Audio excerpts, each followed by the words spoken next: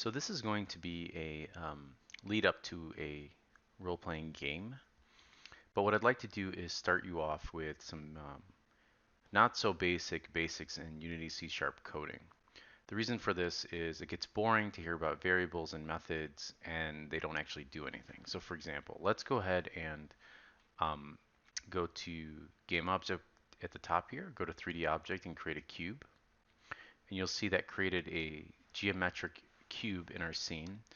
We're not going to be using a lot of built-in game objects that come standard with Unity because we're going to be using ProBuilder, which actually was made by a former student of mine, and it's phenomenal, and I'm absolutely in love with that Unity add-on. Inside the assets folder, let's right-click and create another folder, and we're going to call this scripts. And what I'd like to show you as we're kind of in this introductory phase of learning how to code is just some things you're going to be doing a lot of, right? And through the process of that, how you would actually learn to code by doing this. So I'm going to go to inside of the scripts folder. I'm going to right click again and go to create. And I'm going to go to C# script. And I'm just going to name this fun. And I'm going to hit enter. And on the cube here, I'm going to select it on my left. And I'm going to go to inspector up top. I'm just going to drag fun and drop it on the bottom here. Now, if your user interface looks different than mine, the reason for that is I like to go to layout and do 2x3 split from the get-go. And that gives me this view here. All right, so we have a cube here, and it has our fun script. I'm just going to double click right here in this slot to fire up Visual Studio. You can see it opened up right here. Now, if you're not familiar with coding at all inside of Unity, what's pretty cool is there are the inside of this class, and just think about a class for now as sort of a container for your code. Unity right off the bat gives you two methods, a start method and an update method. Start is called automatically, right? Once we attach this script to our cube, it's going to look for start, and it's going to run this once. Update, as it tells you here, runs once per frame. Now, if it's a little nerve-wracking and you see like what is void and like this, and then what the heck, don't worry about that. Right now, just remember you're learning a language. So for example, if we want to create something that's like a cup, it's a container and it holds something, we can what we can do is we could say uh, give it a name. So for example, we can type in horizontal.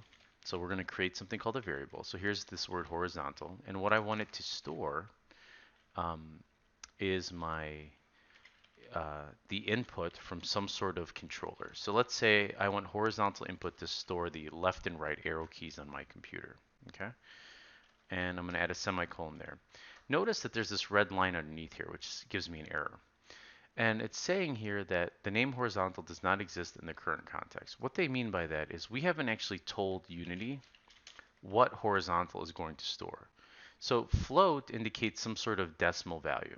So when I go to press on my arrow keys left and right, um, it's going to give me a value pressed, which is where the object is located in the scene, and I want it to store within this horizontal input.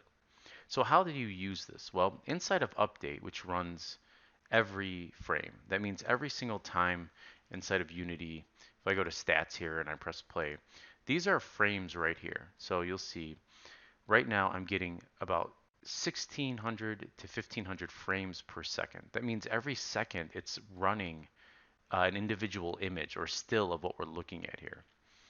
And what I want is I want it to check constantly this chunk of code the entire time that the cube is visible on the screen or the game is playing. So I'm going to copy this by double clicking it and hitting Control C, and I'm going to paste it here. And what I'm going to be storing is the position of my cube in the scene every frame. And where it's currently stored is also based on where I press those left and arrow keys. So I'm going to say equals, and I'm going to store the input. And I want to get the axis, right? So dot get axis. And what I'm getting is something called horizontal. Now, what is horizontal mapped to? Like, how do I know that this is mapped to the left and right arrow keys or A and D? Well, back inside of Unity here, if I go to Edit and I go to Project Settings, and I go down here to Input Manager and I open Axis here, you'll see that there's a keyword called horizontal. And as I scroll down, this particular one is connected to the X-axis of a joystick. Now, there's also another one all the way up at top, and this one is connected to the left and right arrow keys, as well as the A and D key, right? So every time you push A or D or left and right, or you use the toggle of a the toggle stick on a controller, it's going to store that inside of this horizontal input. Now, if I want to move my cube, notice up at the top here, let me close this out, there is all of these different components, and one of them is called transform. And if I want it to translate on a specific axis, notice there's a position X, a position Y, and a position Z here. What I can do is under horizontal input here, I can say I want to transform. Notice that this is the same name, jump back into Unity for a second, as this, dot translate, which means the position here. And what I'm going to do is I'm going to move it on the X-axis. So if you notice, if I click on the X here and I go left and right, I want this number here to be affected by my press of my keyboard. So I'm going to say transform dot translate. So it's down here. And I'm going to do open close parentheses and add a semicolon there. And what I'm going to move it by is horizontal input. Now, what this is this is considered a vector 3. There's a 1, a 2, and a 3. So vector 3 corresponds to these three positions. So I'm going to plug horizontal input into the X-axis. So here, I'm going to do new vector 3. And when we get into creating our own classes and methods and stuff like that, this will continue to make sense even more. So if I type 0, 0, 0, the translation, right, of that's that position.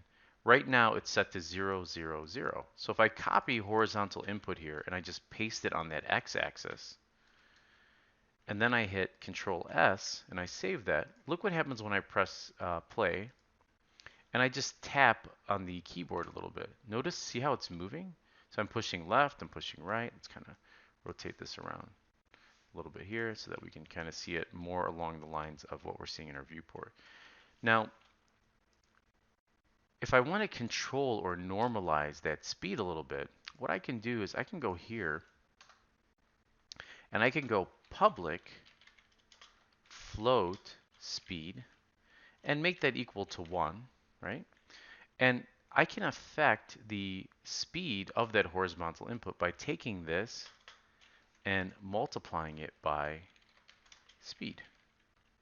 So I'm going to save that. And notice, because I made this public here, look what happened in our to our script. It created an option here with the number 1. So right now, it's really just going to be 1 times whatever my horizontal input. So it's not really going to change it much. But if I make it 2, it'll make it twice as fast. Now I also want to slow this down. I don't know if you noticed that it was kind of going a little uneven and fast when I was pushing the left and right arrow keys. See how quickly it goes off screen, and it's jittery in my view. I want to multiply this by time dot delta time. Now this is the way computer time is calculated, and I'll get into this, into how time works inside of computer systems and why we use time to delta time in another video. I don't want to overcomplicate things. So now watch this. If I press play now, you'll notice that it runs a lot slower because now it's smooth. It's kind of normalized that time. And so if I go ahead and make this 5 and I press play, you'll notice we're getting a lot smoother result here. See that? All right, so I'm going to end this video here, and we're going to continue to build on these programming principles all the way up into the creation of an